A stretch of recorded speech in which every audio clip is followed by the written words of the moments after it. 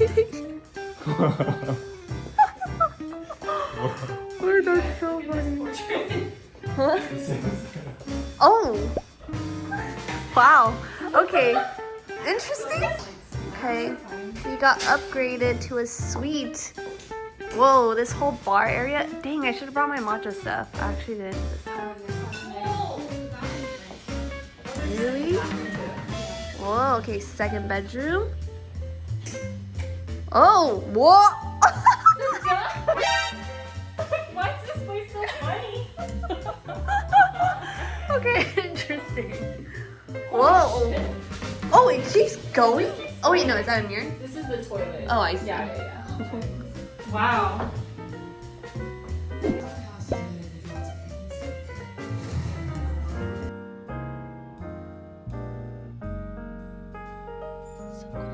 Come with me for a long weekend in my life. It is Thursday. I am in San Diego for a book signing for R.F. Kuang's new book, Calabasas. I'm really excited. I loved her previous book, Poppy War. So good. And also really loved Yellowface. I think her writing is really diverse and versatile. Like if I read those two books not knowing they were from the same author, I would be surprised. So really like her writing style, and I'm excited today to get her book. Yes? Promise? Why are you just standing in the corner? After the book signing, we are hopping on a red-eye flight to New York to surprise my friend Jack for his birthday. Plan for today, honestly, it is still a work day, and because I was sick and had to take some time off, I have some work deliverables I need to do, so we're gonna stay in the hotel and try to get some work done, and then just head straight to the book signing. Breakfast. This is a California burger. Holy, this is so big, bro. I cannot eat this and work at the same time.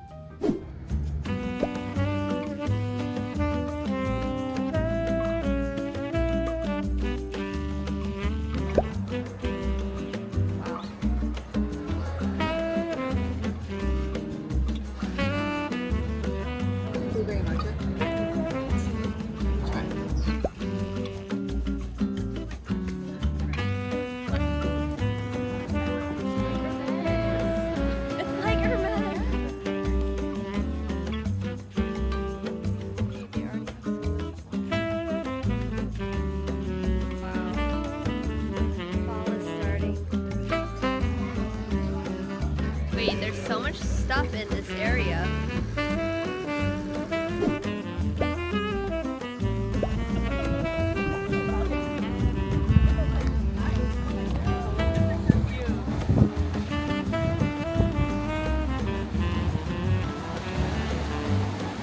Picnic by the beach. We have like an hour before the event, right?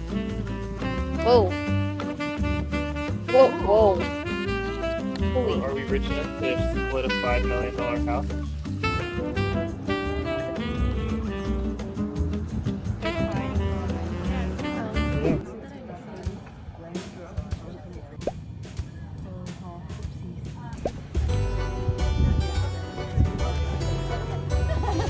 We are selling more books down there. Thank you. It's like Christmas present. Wow.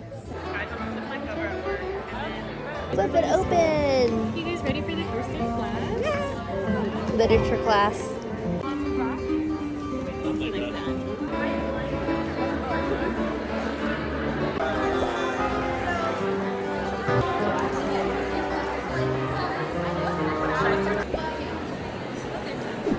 Welcome to the 30th Annual Writers Symposium by the Sea, a bonus edition at Point Loma Nazarene University. I'm Dean Nelson, I'm the journalism faculty at the school, and with us tonight is Rebecca Kuang, award-winning author, scholar, professional student, whose books The Poppy War, Yellowface, Babel, and now Calabasas are all bestsellers. Rebecca Kuang, welcome to the Writers Symposium. I asked them to try to unpack the how, like what were the craft choices here that made me feel that way. And through the close reading, we then extract some general principles of how you write well. And I think this is the only good way to learn writing, because you can talk about craft in the abstract all day long, but unless you're in the weeds, like experimenting with it and seeing other people implement it, they are not going to make any sense to you.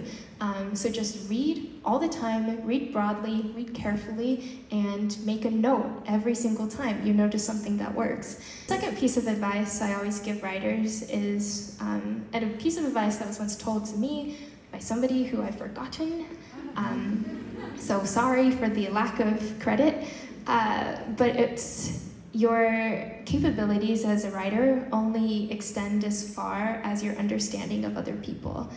I think this is really important because a lot of people choose writing because it's a solitary activity. Like, I'm an introvert, I like to work alone in my office.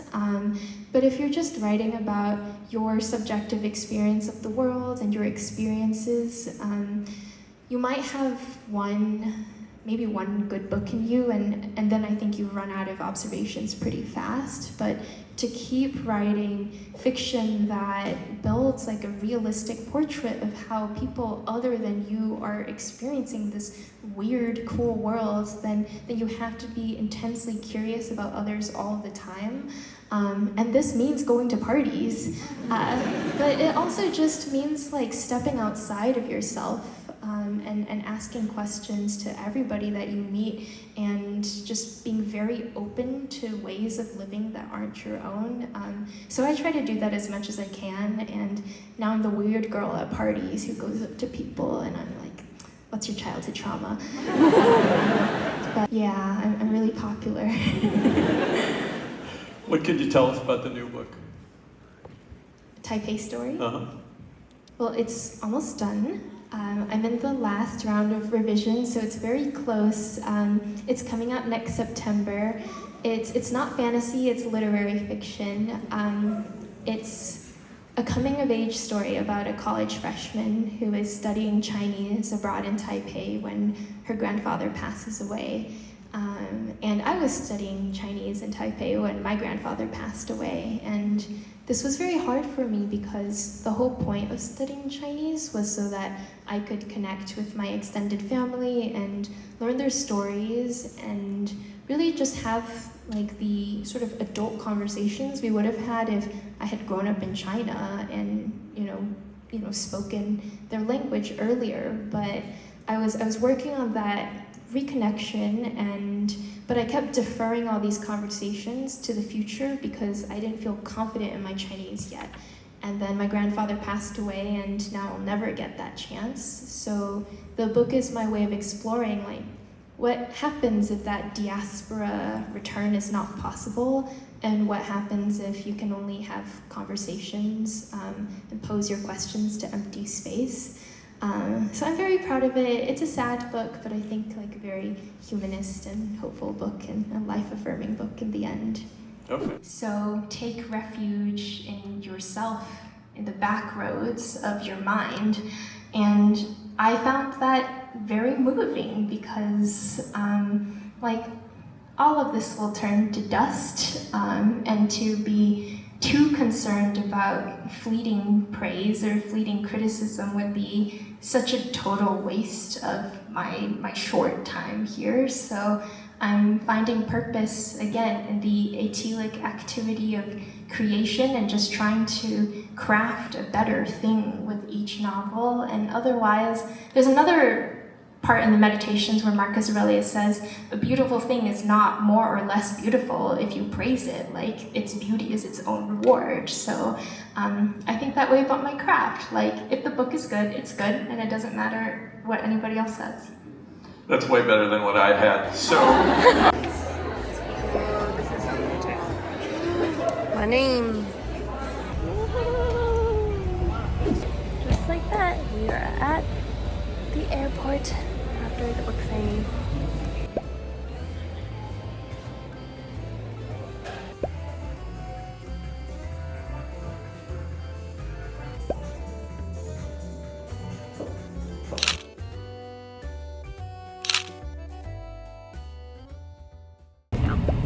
for the vlog. Oh, it's a video. I Yeah. was like, oh, it's a video. My friends are here. I look bad though.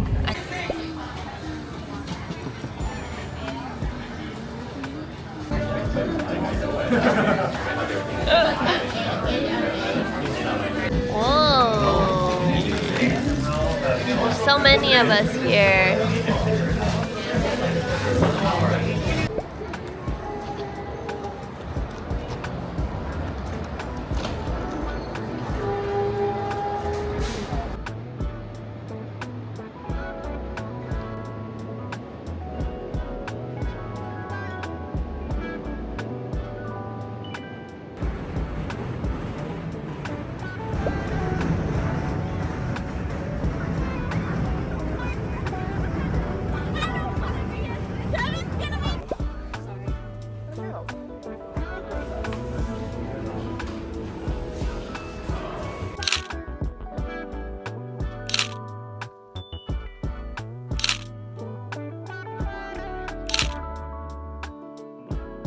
We're staying at Town's Place in NYC. It's a Marriott. Dude, so much space here.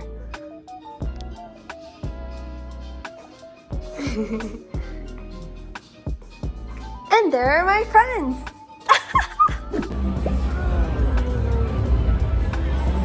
Oh, he's walking in. Whoa, whoa.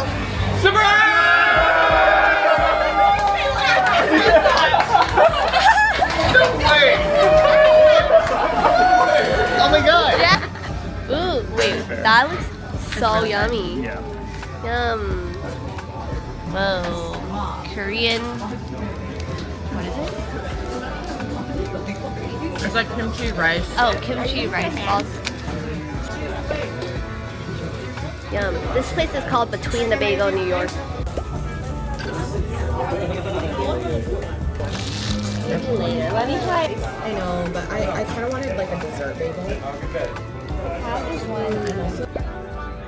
We go walk to the sculpture garden.